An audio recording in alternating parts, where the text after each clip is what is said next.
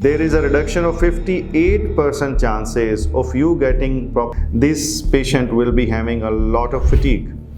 And the last part is that sometimes there is a weight loss, and this weight loss is not planned.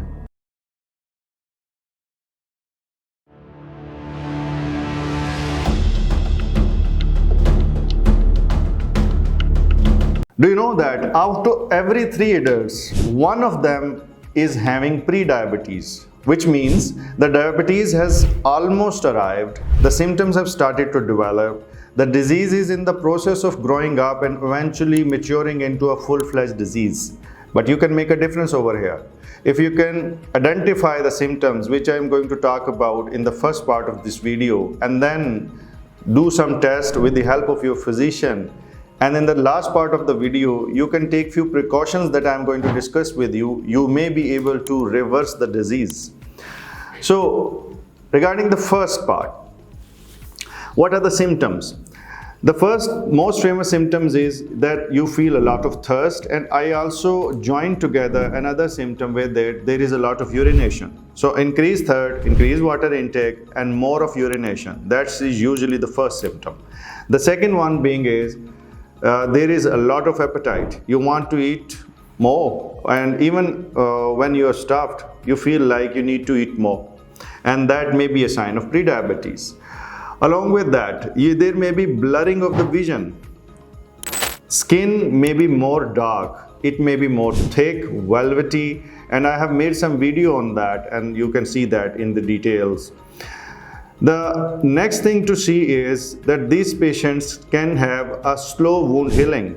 Now, the wound healing is something related to the skin. As I have previously said, that the skin changes are there is darkening of the skin. Though the wound healing is affected so much that these people are phobic to getting some surgery done. And even for the surgeons, once they know that the patient is diabetic, they tell about the special precautions, and it's usually part of the counseling process that you are diabetic, so the chances of healing are going to be a little slow, and you need to be cognizant of that fact. Two more things are that there is a lot of fatigue, and you are fatigued at the same point in time where previously you were fine. So just like if somebody is doing a 9-to-5 job and previously he was fine by the time when he or she got home, but now for the same amount of exertion, this patient will be having a lot of fatigue. And the last part is that sometimes there is a weight loss, and this weight loss is not planned. Planned weight loss is not really undesirable in prediabetes, but if it is unplanned and unpredictable, that is not a good sign. That means that your prediabetes may be turning into proper diabetes. So let's suppose if you have one of these symptoms or more, so what to do? You can contact your physician, and the test to be done is fasting blood sugar level.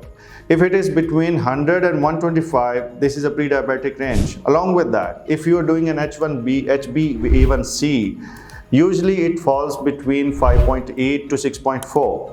If it's beyond that, that's proper diabetes. It's below that, then it's normal HbA1c result. So HbA1c between 5.8 to 6.4 is considered as pre-diabetes. So now let's suppose you had the symptoms. You got the test done, and now you have come to the conclusion with the help of your physician that you are having a pre-diabetes. So what to do? The best measure that you can take is start the exercise and reduce weight. The data says that there is a reduction of 58%. That's a staggering number. Let me repeat. There is a reduction of 58% chances of you getting proper diabetes after pre-diabetes if you start to lose weight. And that's good news for the people who don't want to be on the pills. Exercise is something that I have talked about at length in my previous videos. There are so many types of exercises, and everybody should be having exercise style of their own, because not all of us have 40 minutes a day. Some of us want that exercise should be finished by 15 minutes or so. So I have given everybody a solution in terms of exercise in my previous videos, and you can see one of those videos to get more detail. In diet, you need to reduce the sugary foods, the carbohydrate-rich foods like cola drinks, chocolate, anything containing sugar. Refined sugar is worse than the other one, but if you go to the bottom line, sugar is sugar.